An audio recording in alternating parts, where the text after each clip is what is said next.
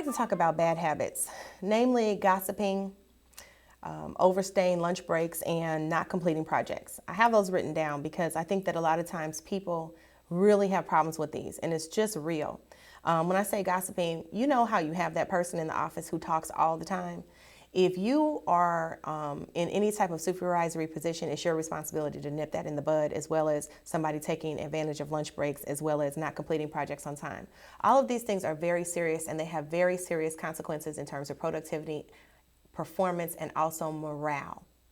When people feel like you're playing favorites, when you don't address one particular person, it makes other people feel like they're not appreciated, and then they will start complaining or they will start falling into those same habits. So it's your responsibility.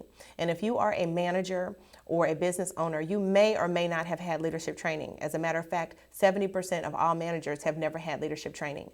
But I want you to know that it's up to you to make some decisions. And you have to say, what's the worst that can happen? And what's the worst that can happen is you can lose your job because you don't take responsibility, or you can lose your company because you haven't taken responsibility.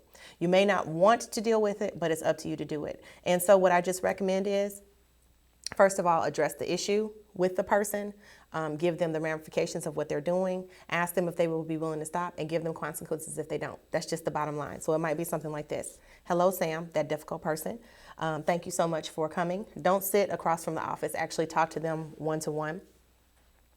I've noticed that there has been a lot of gossiping going around the office, and for whatever reasons, your name keeps coming up. When that happens, it lowers morale. I'm not really sure what to think, and I really don't want to get in the middle of it, but I want things to be better. So I'm wondering if anything is happening, would you be willing to curtail those things? Or if there's something that we need to talk about, let's deal with them. But let's just get to work and have you feel good, have everybody else feel good, and have a good environment. Are you willing to do that? And look at them and say, are you willing to do that? And see what they have to say. Now, I'm saying this because if you're wishy-washy about it, they'll be wishy-washy about it too. And if you're not comfortable, give me a call. We can talk about it. It's not necessarily easy, but it's necessary. Long lunch breaks, productivity, time is money, and not completing the projects on time, you just got to deal with it. And maybe it's skill set, maybe it's attitude, maybe they're just not in the right place. But it's your choice. I'm Jelena Johnson at the office, and I'll see you next time.